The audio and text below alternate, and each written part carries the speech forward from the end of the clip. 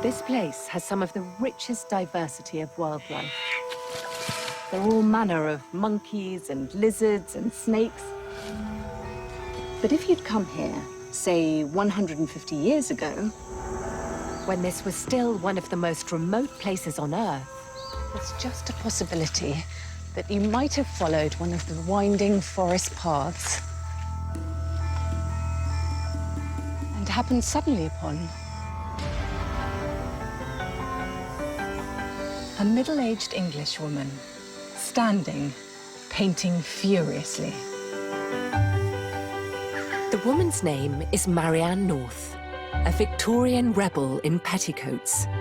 She hunted the world to paint undiscovered plants, armed with nothing more than a brush and an iron will. Here I go, Miss North. I'm actress Emilia Fox, and I've come to Borneo following in the footsteps of this intrepid explorer whose maverick nature has always inspired me. Marianne North stepped into the realm of the man. She broke all manner of rules, traveling the globe alone for 15 years. Everywhere she went, she drew. Creating over 1,000 paintings. There is a vibrancy and a sense of feeling and emotion. Makes me want to cry. This is the story of a fearless pioneer. She was consumed by this passion to paint plants, Whose vision impressed the most revolutionary scientist of all time. Darwin had great respect for her. She did bring to life his theory. Incredible. To run away into the wild with plants, that makes Marianne North an extraordinary painter.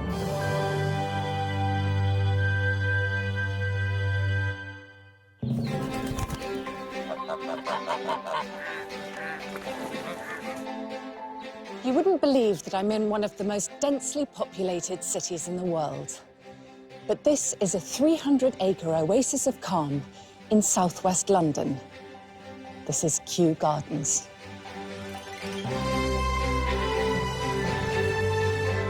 For over 250 years, these magnificent gardens have led the world in botanical research.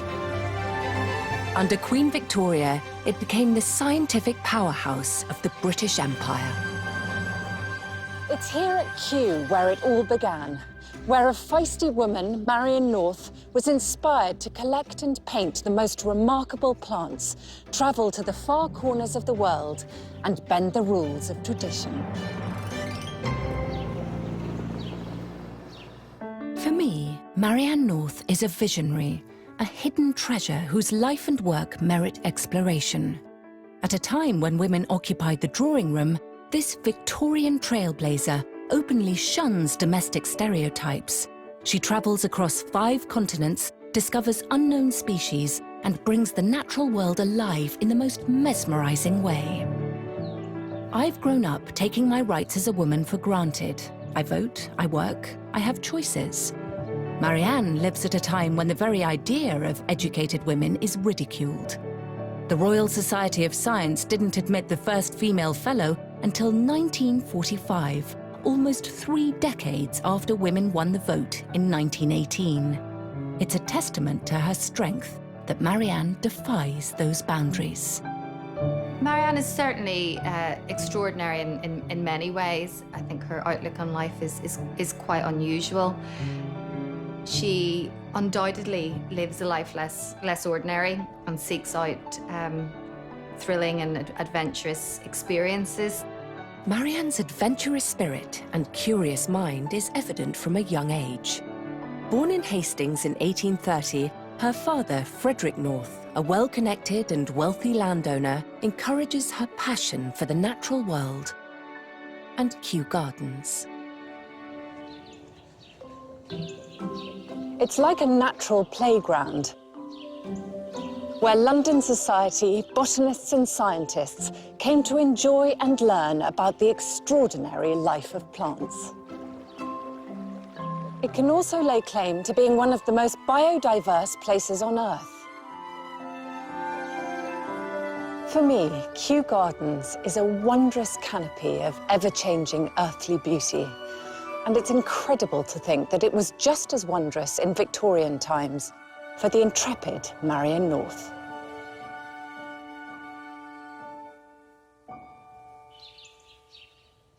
It's on a visit in 1856, when Marianne was 26, that Frederick North brings his daughter here to the Palm House.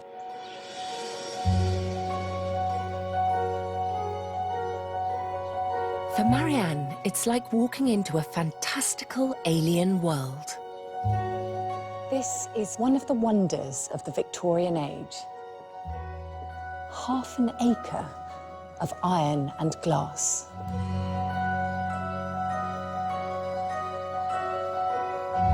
The Palm House opens in 1848 and is the brainchild of Sir William Hooker, Kew's first official director and friend of Frederick North. This symbol of the British Empire literally brings the tropics to the heart of Victorian Britain and to the awestruck Marianne North. I'm surrounded by extremely spiky plants, but this is the Eastern Cape giant cycad. At over 200 years old, it could be the world's oldest pot plant. So when Marianne North came here in 1856 with her father, this cycad had been on display at Kew for 80 years. No wonder it needs to be propped up in its old age. It's an absolutely extraordinary plant.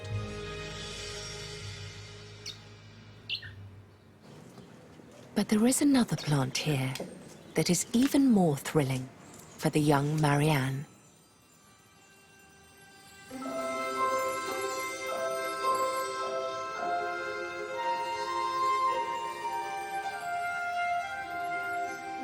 Sir William Hooker gave me a hanging bunch of the Amherstia nobilis, one of the grandest flowers in existence. It was the first that had bloomed in England, and it made me long to see the tropics. This fantastical flower completely captures her imagination. It ignites a spark that would, over the next 30 years, drive her to conquer the globe and create over 1,000 paintings.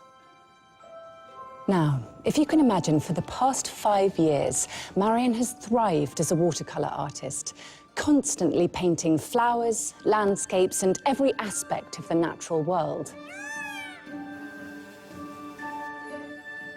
In fact, ever since 1855, her father complains of her making a most exclusive business of painting. And coming here was like adding fire to her passion. Her paintings are very much infused with her identity and her feelings and her emotions. She didn't have the botanical training that a professional botanical artist would have had. So Marianne's very much breaking the rules because she doesn't really conform to anything that's going on at the time. She wanted to have control over what appeared on her canvas.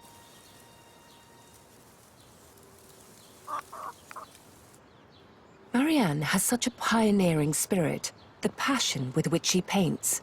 I'm curious to know where that came from, so I've come to Ruffham Hall in Norfolk, where she spent her summers, and where her great-great-nephew, Tom North, still lives with his wife, Sally, and sister, Christine.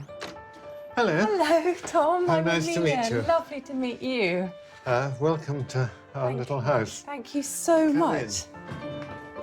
Hello. Christine. Hello, Amelia. And Sally. Hi, Sally. It's lovely to be able to come here and meet you, and now to find out, I hope, a little bit more about Marianne as a person. so much time here. So where should we begin? Cup of tea. Lovely, thank you so much. It's a breathtaking room when you walk in. You can feel the family atmosphere here straight away, just with all the pictures, the colours, the fire. Aunt Pop's kept these wonderful diaries, and inside she's collected every different type of grass that was growing in Norfolk. Really? How lovely. Marianne, known as Aunt Pop, is one of 3 children.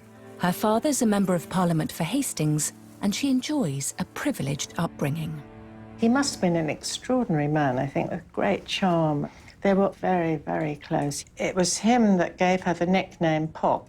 We always thought as children that it was because she was always popping off to foreign parts, but when she was a very little girl, she was always his favourite child. Both of them loved the countryside. They used to ride round the garden, and they also studied the plants. They just enjoyed a simple country life. So these are Marianne's pictures? Those are her own pictures, yes. I think she must have painted those when she was quite young, because they looked to me like watercolours. And there's her father sitting in the garden, reading. Yes, there he is. Yeah, there he's reading on the bench.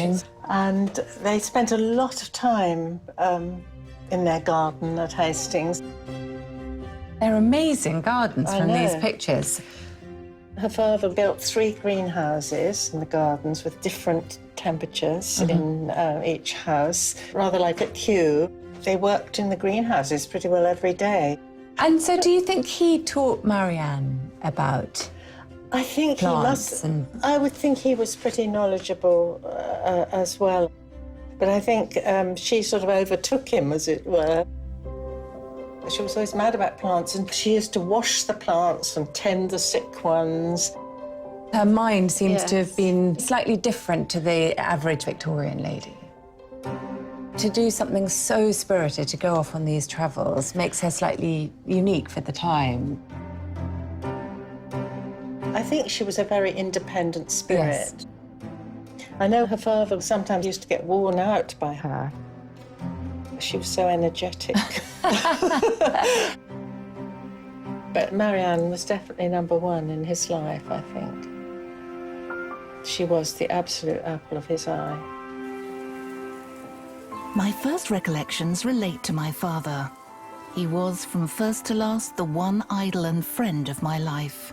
And apart from him, I had little pleasure and no secrets. Away from the quiet summers in Rutham Hall, the North family also lead a very sociable and bohemian lifestyle. Their Hastings home is a revolving door to musicians and famous artists. William Henry Hunt and Edward Lear are regular visitors. At an early age, Marianne is exposed to untraditional influences and feels confident in being different. Someone told my mother that I was very uneducated, which was perfectly true, so I was sent to school. School life was hateful to me. Marianne's school life is short-lived and she's left to her own devices. But she turns out to be well-read, very knowledgeable and almost entirely self-taught. The Norths were an intellectual family, and that gave Aunt Pop confidence to do her own thing. She had a particular way of coding, almost, where she would sign each painting. And you can see here, it's hidden away. You can see here. Look! That's fantastic. That says so much about her character, Yes, it doesn't does. it? So is that the same with all her paintings? You have to search for her signature? You have to search, indeed you do. I won't tell you where it is.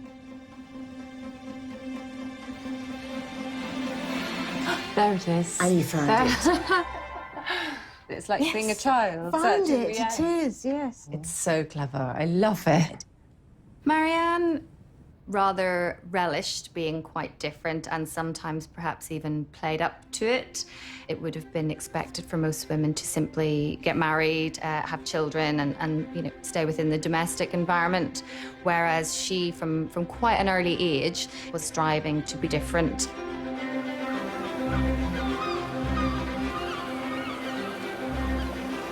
Marianne grows up here in Hastings, where that freedom to be different, to follow her ambition, is nurtured by both her father and her mother, Janet. Frederick North and his family, and he clearly enjoyed travelling and seeing how people lived on the continent and elsewhere. I think they were quite a close-knit family and weren't totally bound by every strict Victorian convention. Marianne's mother dies when Marianne's 25. It doesn't merit much of a mention in her autobiography, except to say that her last few weeks had been dreary.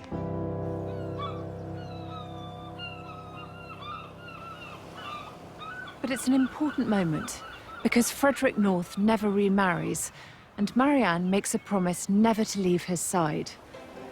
The two remain constant companions, travelling extensively throughout Europe and the Middle East.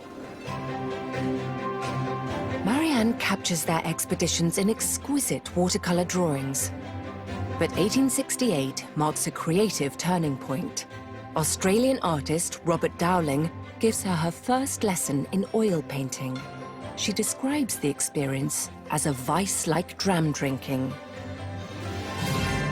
From then on, Marianne was addicted.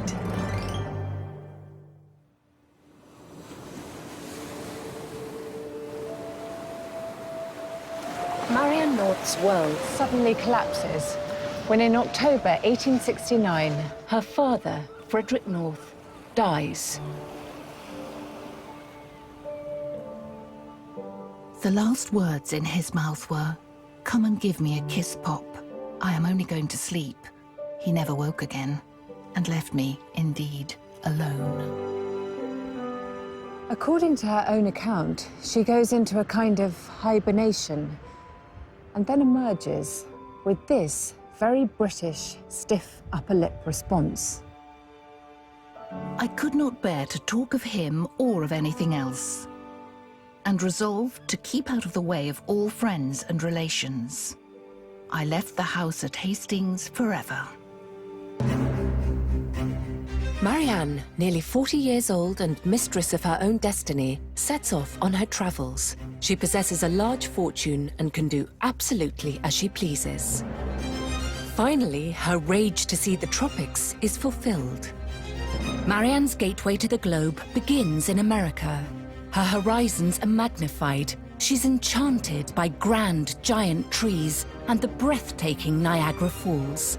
She visits a dozen countries in just 6 years, always on the move, always painting, and always a lone traveler. Unlike our click-easy vacations, traveling 150 years ago was difficult and dangerous. Marianne would have easily spent up to 2 years at sea, enduring cramped, unsanitary conditions, violent storms, and severe sickness. It's seen as an unsuitable pursuit for the weaker sex, unless one has what were called letters of introduction. Marianne's letters of introduction were absolutely vital for her to gain the kind of experiences that she had. These letters operated like a 19th century social network that connected British upper classes around the empire. It ensured that she was introduced to a lot of intellectual ideas, scientific thought, challenging debates, many things that other women simply didn't encounter at that time. But it isn't the chance to rub shoulders with high society that really excites her. What she wants is to paint in the most far-flung places on Earth. I had long had the dream of going to some tropical country to paint its peculiar vegetation on the spot, in natural luxuriance. I followed Marianne to one of those tropical countries. This is Sarawak, North Borneo. She travels here to paint curious plants, including those strange, flesh-eating pitcher plants. The loveliest and most extraordinary productions in all Malaya. 1876 finds Marianne steaming in from Singapore to Kuching, the Malaysian part of Borneo. She arrived by boat, soaking in all this exotic difference. The glorious vegetation dazzled me with its magnificence. What was I to paint first?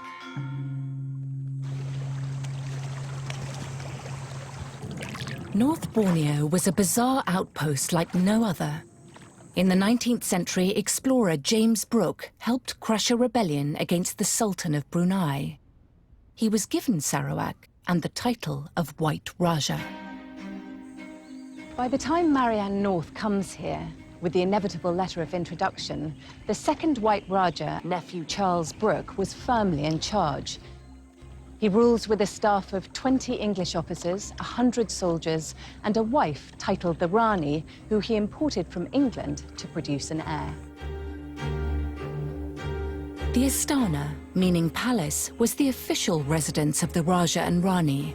It was Marianne's first stop in Kaching, and where I am meeting historian John Walker to talk about her intriguing visit. When Marianne arrived, the Raja was away, so the Rani was by herself. And she really welcomed Marianne. Yes. And so when she arrived, there was quite an interesting introduction, wasn't there? And the Rani said something about Marianne's appearance. She was not flattering. No, she wasn't. She said she had a big nose and thin lips. But on the other hand, Marianne described her as being beautiful. The Rani had many admirable qualities, but nobody else describes her as beautiful.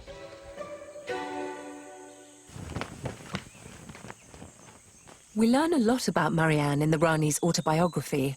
The account of her globe-trotting guest is playfully revealing. The Rani clearly enjoyed her being here, but she was trying. There was a restlessness to her.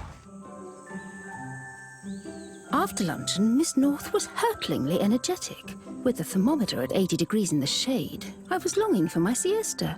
What? Said my friend. I never heard of such a thing. Marianne is clearly strong-willed and enthusiastic to the point of obsession.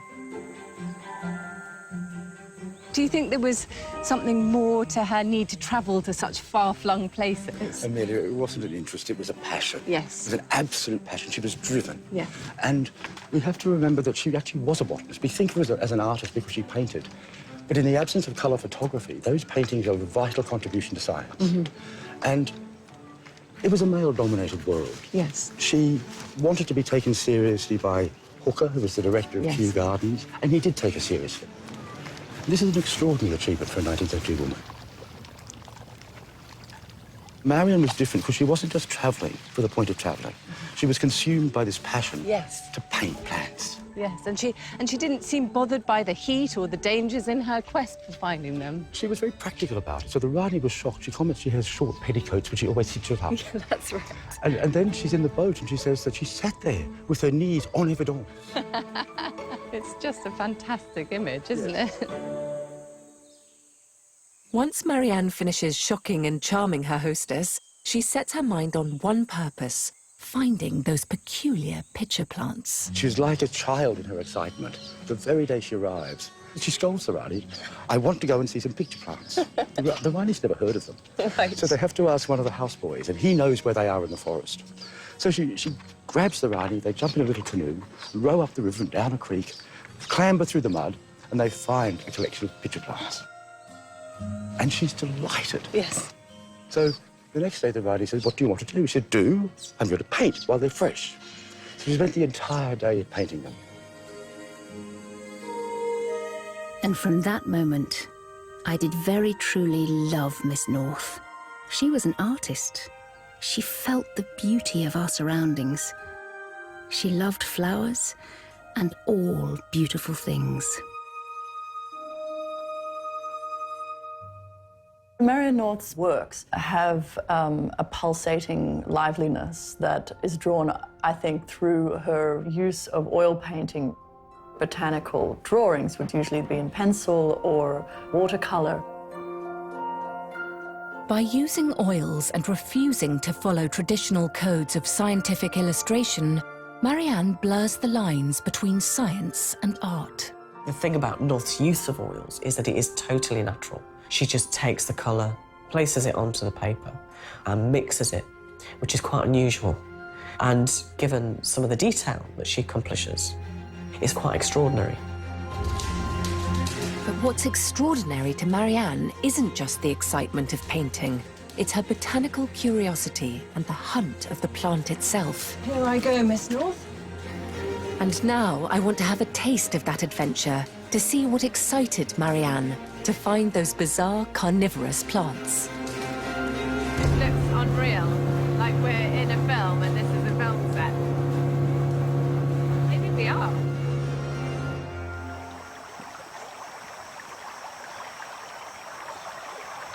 I'm heading into the depths of a forest south of Kaching. There, Mr. Yeo, a local wildlife expert, I hope will make my day picture perfect. We are coming to this habitat for the pitcher plant. The pitcher plant, they come in different kind of shape. Some are big and round, some are thin and long.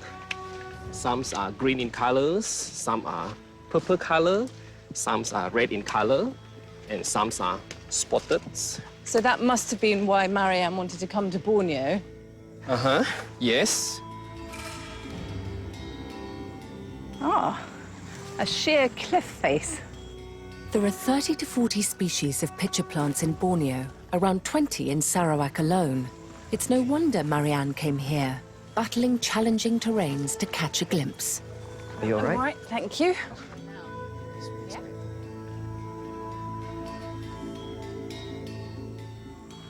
Are you all right? Do you think Marianne climbed cliffs like this?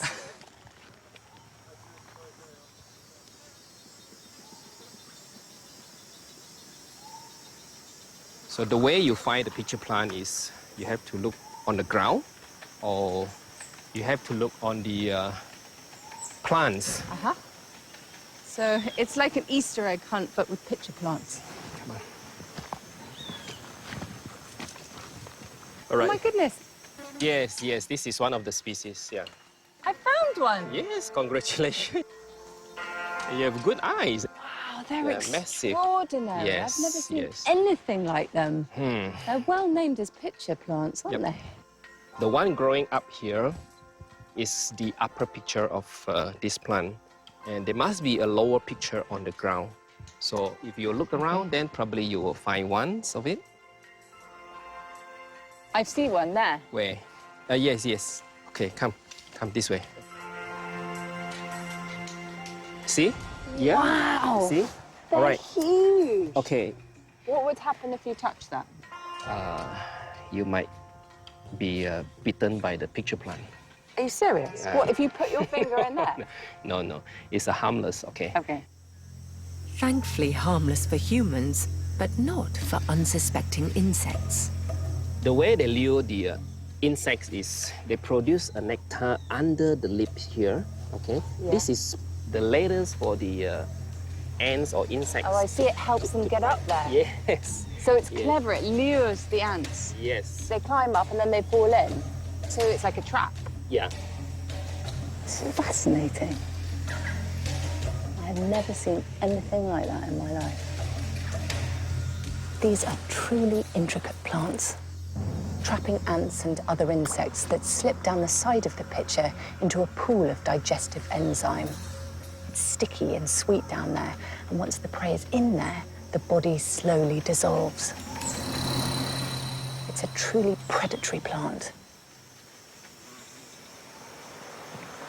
Oh my goodness, look at this one. It's huge. Look at it. It's so beautiful, the markings on the skin, that aubergine and green colour. Not only beautiful, but it's an incredible mechanism. Having seen the pitcher plants up close, I can totally see why Marianne wanted to paint them. But I haven't yet seen the most impressive one of all, the Nepenthes northiana, named after her. To do that, I have to reach the limestone mountains where they grow and cross the dense Sarawak jungle. Marianne North stepped into the realm of the man. I think she wanted to be taken seriously by her peers. She didn't want to be perceived as frivolous. She wanted to be perceived as a serious person. And part of that seriousness was to travel and do what it was that she did, and quite often in dangerous circumstances. But with all its dangers, the wild forest is still a botanical paradise.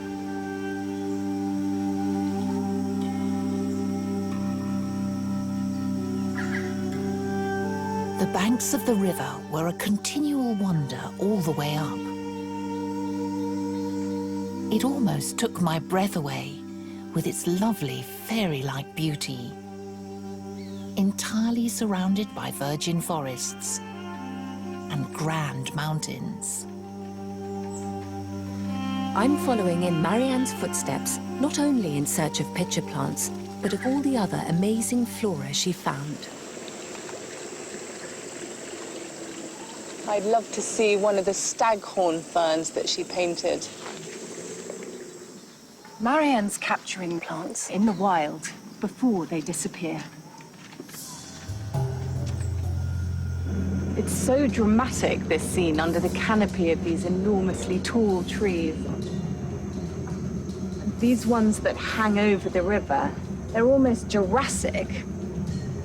They look like sort of prehistoric animals. You can totally understand why Marianne loved painting them.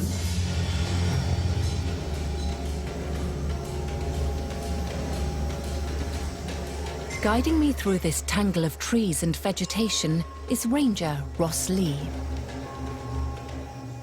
Super humid, isn't it? Oh, yes. Where are you taking me, Ross Lee? We're going through this hole. Just mind your head. I ain't going down. I thought I was just coming to look at plants and Well, gentle wildlife. we have to get through. Anyway. Well, I'm going to stamp my feet then. Not my favourite bit of our Careful. trip. What? This is the place I saw a big python. No. Oh, my goodness, let's get out of here. It was a long time ago. What happened? A python was on the tree, Yeah? and suddenly a proboscis monkey just passing by and started to grab it, and it rolls, and both of them falls down on the ground. In front of you? Yes. And it was so lucky day, but the python killed the monkey, but it didn't swallow it up because human is around. It just moved away. No. Yes.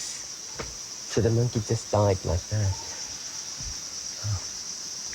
Hey, mind your head. Better than you being taken by the python, Yeah. Leslie, hey? Look at this.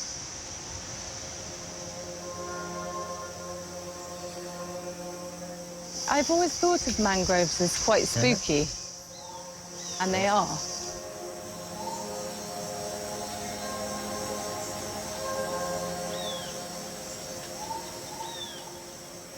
By all accounts, including her own, our fearless explorer relished being in the wild from dawn till dusk.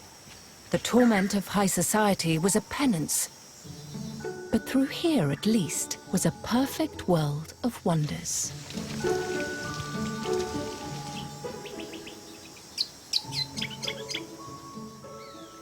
The noise here is amazing, isn't it, as well? Hearing the insect life and the bird life, Yes. animal life. Mostly if you see something shaking on the trees, it might be the monkey.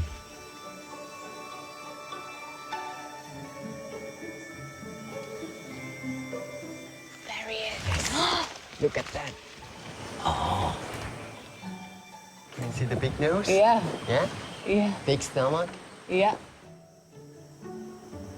That's extraordinary.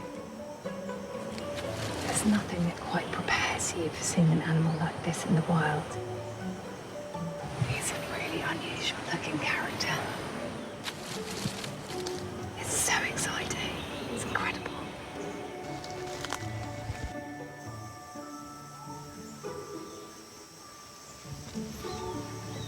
So, just be careful. How on earth did Marianne do this?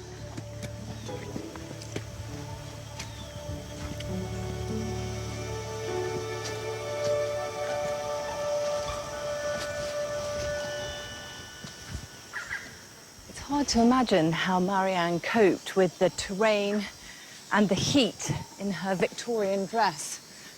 With help, of course, but carrying all her personal belongings and her art equipment.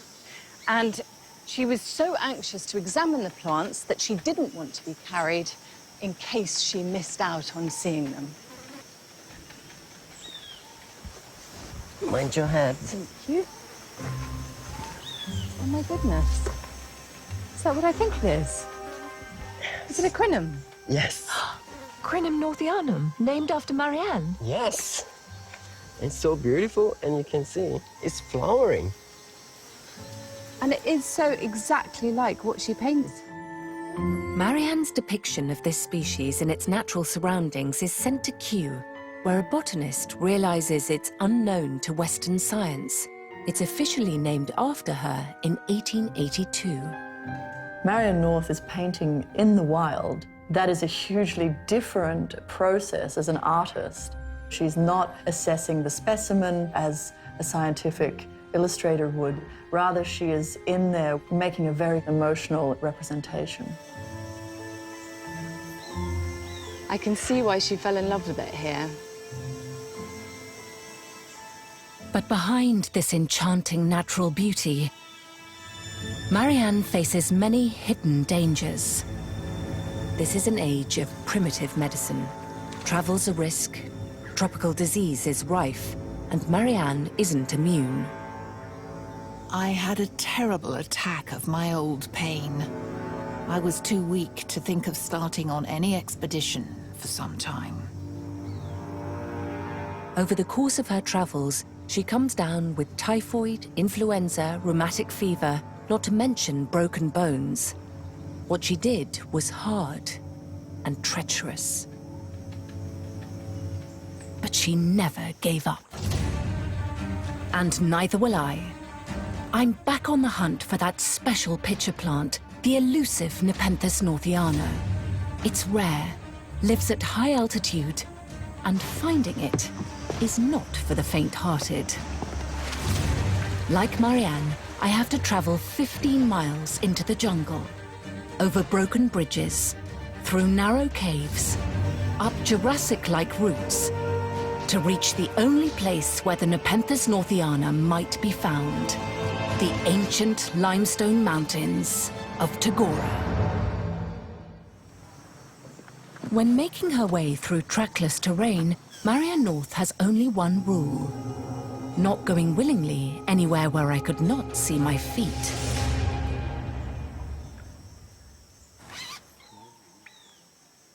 But if I have any hope of seeing the Nepenthes northiana, I have to follow my own rules. The only way is up. Okay. Yeah. Try. Good.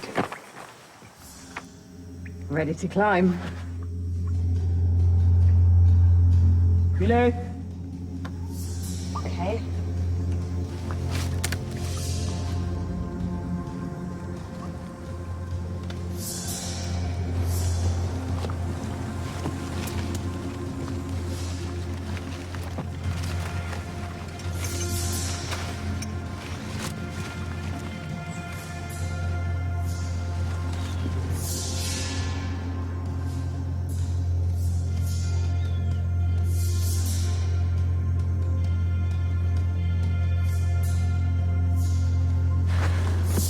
See if there are any here. Where are you?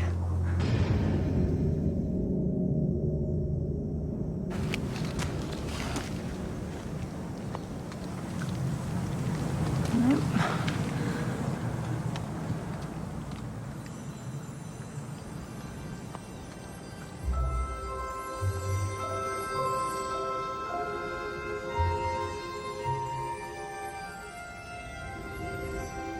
I think that's them. The elusive Nepenthes northiana. They're much redder than the pitcher plants I've already seen. And they've got a much larger mouth. So high up. Out of reach, but not out of sight. I'm so excited.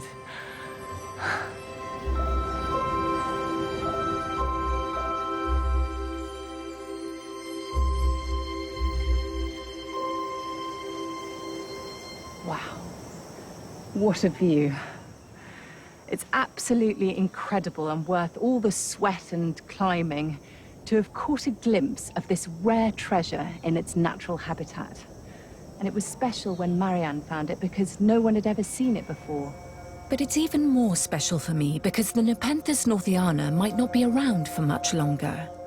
This particular species is now endangered, its habitat being destroyed by pesticides and quarrying, a fact that Marianne recognized 150 years ago. It broke one's heart to think of man the civilizer wasting treasures in a few years to which savages and animals had done no harm for centuries. In spite of her discovery, there is no stopping Miss North. She then travels across southern Asia, ending up in India for 15 months, where she painted over 200 pictures. She finally returns to London in 1879.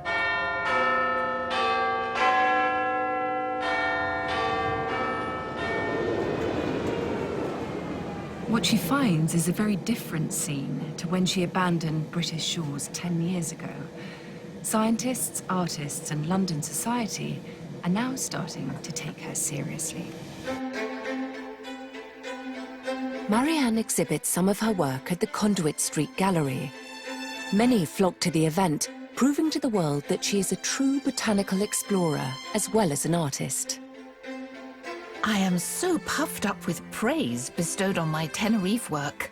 I'm weak enough to like flattery better than snubbing. She was overwhelmed by the attention, and soon an idea began to form in her mind. Later that year, while waiting for a train at Shrewsbury Station, she wrote to Sir Joseph Hooker, asking if he would accept her paintings as a gift to Kew.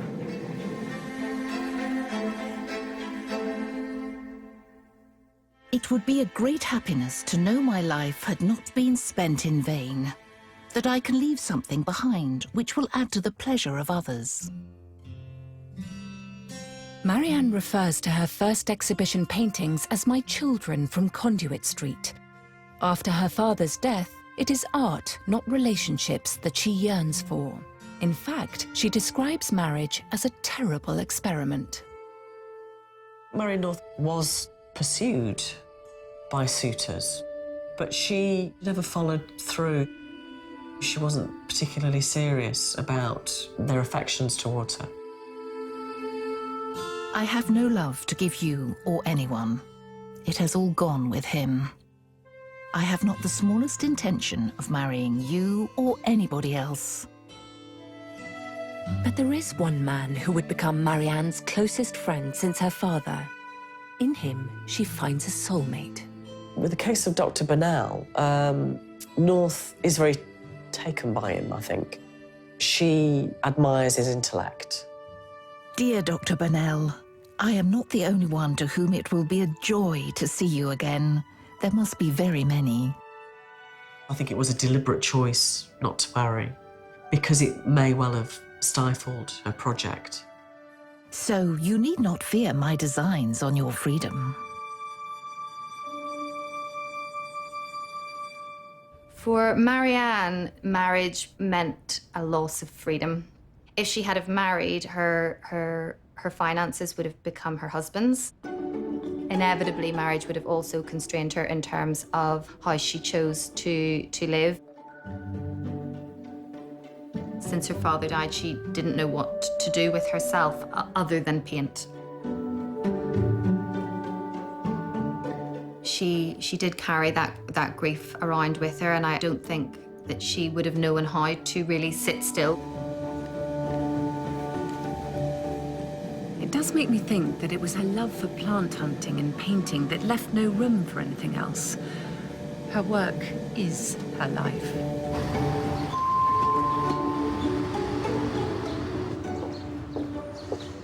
But her life's work extended far beyond just her paintings. She wanted recognition, to make an indelible impression on the scientific establishment, and she did just that.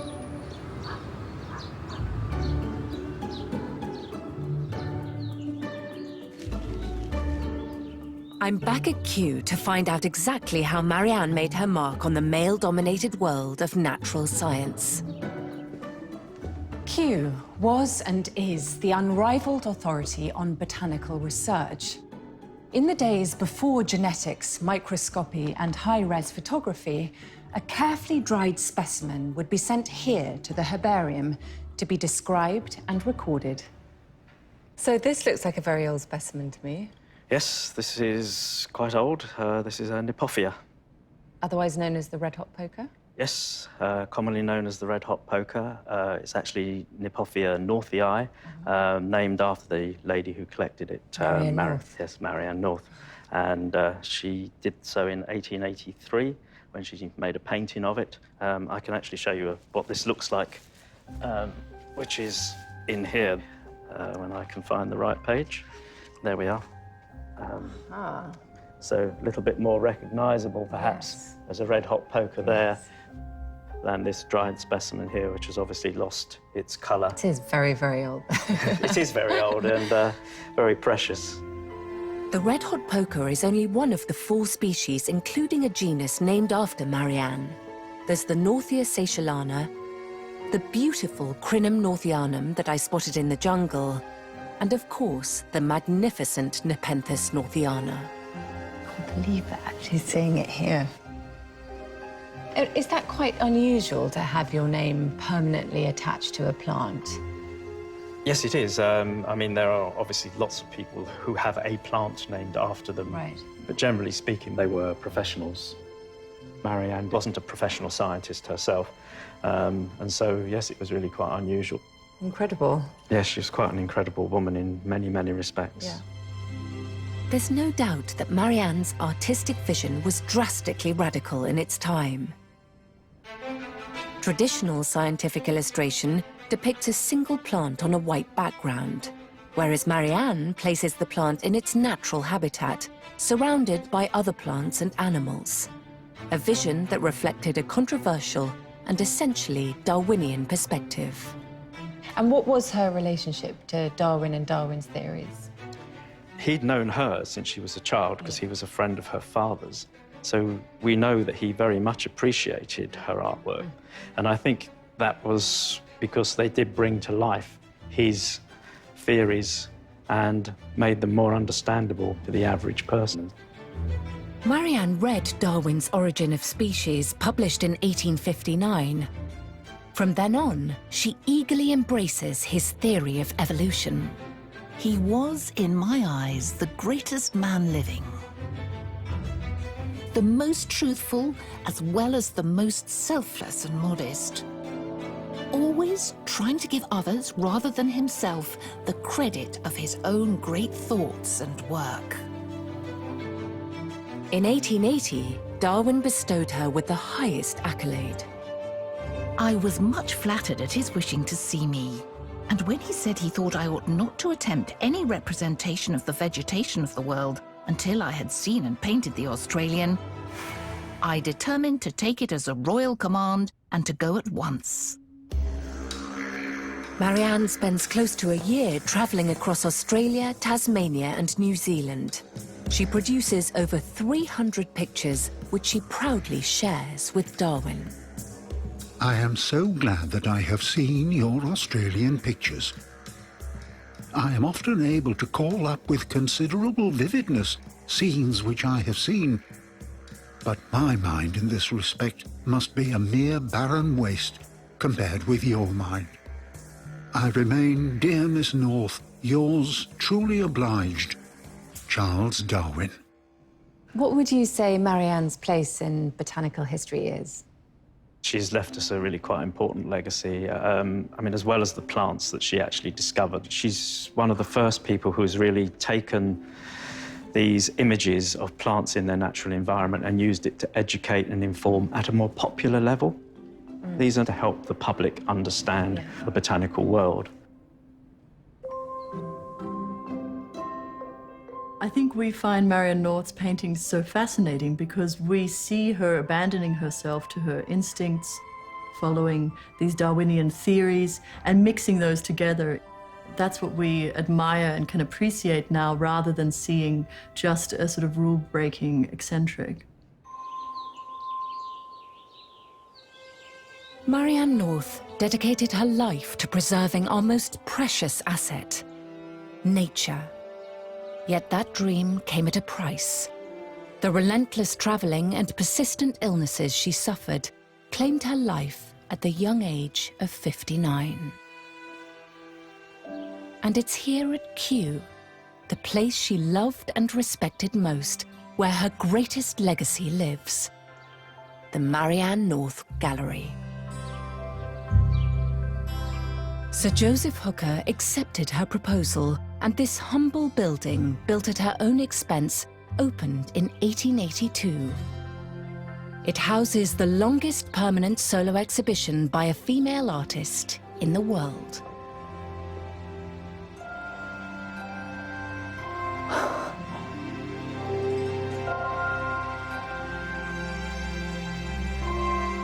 This is spectacular.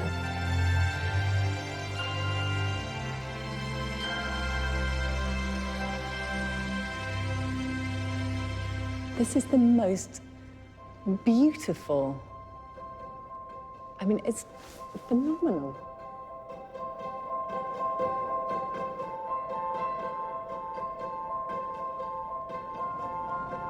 And in a time before colour photography, you can see how important these pictures are to record these environments, these plants, the animals. There's the pitcher plant. Pitcher plants that I saw in Borneo. I mean, there's such a vivid documentation. It shows you how important it was that she learnt to paint with oil, because that has perfectly preserved the colours. Mangosteen, staghorn fern. It's so exciting seeing them here, having actually been to Borneo. I can't quite believe it. The Marianne North Gallery functions much like a moving image almost as one travels through, and I think she was very aware of the visitor moving their own body through her gallery and thereby traveling the world, taking in one place at a time and really being able to visit all of those places that she recorded. This is an art gallery like no other. All 832 of Marianne's paintings fill each and every wall, floor to ceiling. A permanent record of the 5 continents and the 17 countries she travelled to. Someone who knows these snapshots of the world inside out is former gallery curator Laura Giuffrida. Lovely to meet you. So this is Jamaica. This is where she started her travels to the tropics. So she spent 5 months here. And of course, you can imagine longing to see the tropics. Yes. She stepped off the boat and then was literally in ecstasy. Marianne's passion for adventure never faded. From Jamaica to Japan, South Africa to the Seychelles, she captured the world's plants. Crossed to Chile, and this is where Marianne made her last voyage. She's very tired at this stage, but she was determined to find and paint the blue puya. She rode up the mountain. She got off on foot, and there they were, a revealed stand of the blue puyas. Breathtaking. It was an idea of presenting nature free to the public to come and view. Nobody really accomplished that, and so she does something quite extraordinary in that she presents what the men couldn't. It really is the world in one room. It is, exactly. She's captured it. And that's quite a legacy, isn't it, for her? It really, really is a legacy. This is all about her passion, her intensity, all captured here within this gallery. Yes. I think Marianne North was ahead of her time in relation to how she was able to present that gallery. If you look at the way that museums operate today, they're bringing in that kind of spectacle. What a vision. In fact, I've got the original plans. So can I show you? Yes, please. So I'd open them very carefully. You hold on to that end. I will. Isn't it amazing to think that she was holding this piece of paper? Absolutely. I think of her there with her ruler and her little pencil in the gaslight or whatever of Victoria Street. They're all numbered. So this is her plan, in fact, for this wall. The absolute lack of any space in between the paintings echoes the way in which there was almost no space other than the paintings in her life. I mean, it's so careful, isn't it? It's like a jigsaw puzzle. In some cases, she did have to add little extensions on. Oh, did she? If you look very carefully, you can actually see where she's added pieces to the frame. Yes. I mean, it feels like she was quite obsessive in almost everything that she did, really. Yes, I think so. I think, she had to visit, her 17 countries to capture the plants that she wanted to paint. And I think this gallery, condensing them all here, is a reflection of that. I feel that Marianne's paintings were definitely a sort of mechanism for survival. That's the one overriding feeling you get when you go to the gallery, is that it is the product of an obsessive mind. Those sort of 800-odd paintings crammed into this space give you a real sense of how hard she worked during that time. Despite exhaustion, Marianne is bent on doing things her own way. Part of her vision for the gallery is to offer tea and coffee to the public, but Kew refuses. Now, anybody other than Marianne would just take that and accept it, but not Marianne North. She took her case to the House of Commons, and they too turned it down. Here she was, battling against government, battling against Parliament, against a male-dominated world, and she's determined to get her own way. So she decided, very cunningly, I think, to paint the plant of the tea and coffee in the gallery. So over one doorway, we have tea, and over the other, coffee. It shows she had not only a determination, steely determination, but she also had a sense of humor, and that's what I like about them. I wish there were more Mariannes in the world. Seeing the paintings and feeling the atmosphere in here, it's much more about her love of nature and the wonder of nature. I think that she just wanted other people to know and to celebrate nature in the way that she felt it. I believe you're right. I don't think there was any pretension. She just had the passion to see plants and to capture them, to paint them. Makes me want to cry. No, she was amazing. She was amazing. She was amazing.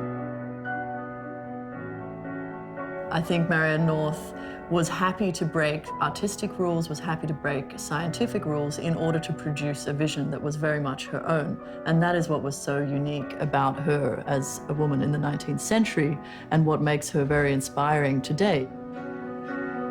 Begin now by observing as much as you can of what nature teaches, and you will find a new happiness in life. I'm actually a bit sad that my journey with Marianne is coming to an end. But I feel so privileged to have been invited into her family, to have read her personal writings and memoirs, and to have travelled in her footsteps in breathtaking Borneo. And now I can embrace all of that, seeing these life-affirming paintings. I have wandered through her world and wondered at her world. I only wish I could have met her.